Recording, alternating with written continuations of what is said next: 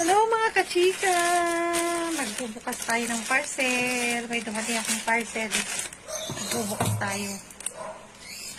Nag-order yung asawa ko ng ng pampakulay ng buhok.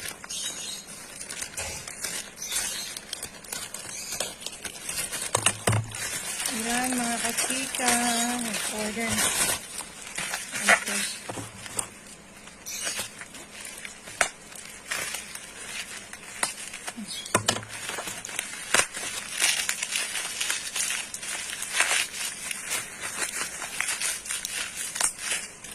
Ayan.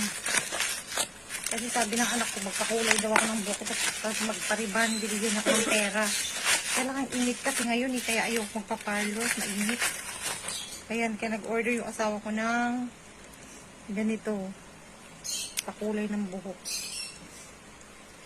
Ayan mga kachika, susubukan ko kung maganda. Natry nyo na ba to? Mga kachika, maganda. Ayan. Bye!